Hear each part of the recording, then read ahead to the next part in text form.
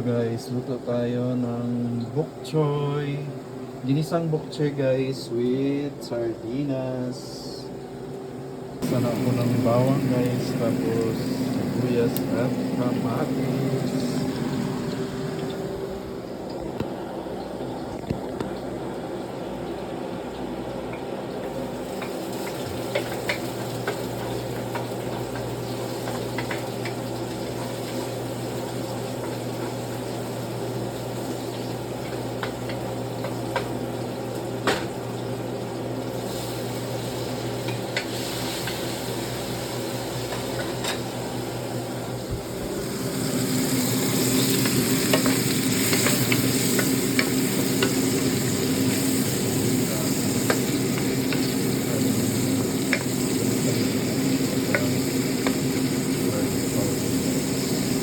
Garlic powder.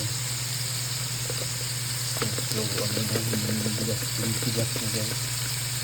Yung garlic powder. Sarap kasi guys yung garlic powder. Tapos, paminta.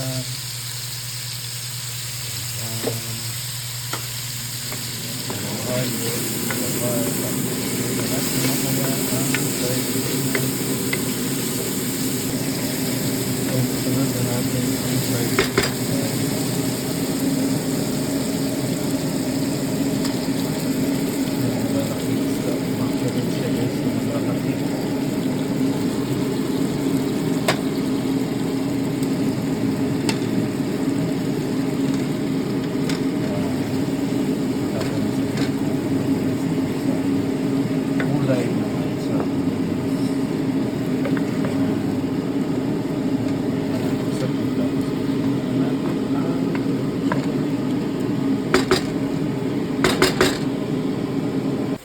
Sunod na natin ang bok choy, yung ano muna yung matitigas na parte ng bok choy guys.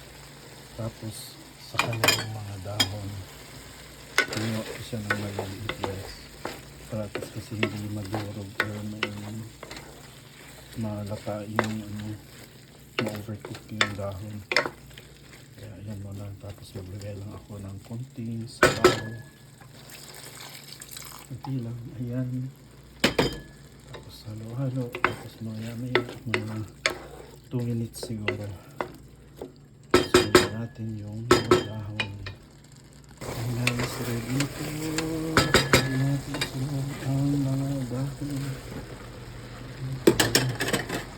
Pero pag maluto, guys, sila nakunti na lang ito. Halo-halo konti, tapos parang maglalagay pa ba ako ng sabaw, baka magtutubig na ito. Tinilay na yan ako ng sabaw. It's ready na.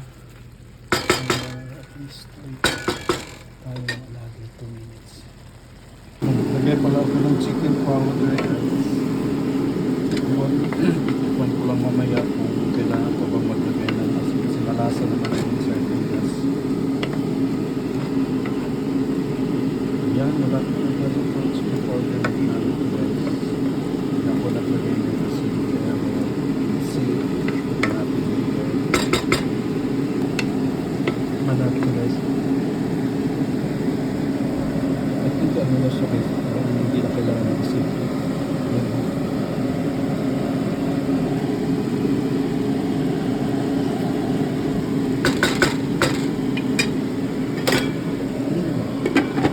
Okay na siya guys, hindi na kailangan ng asin. Kaya patayin na natin kasi hindi na siya guys.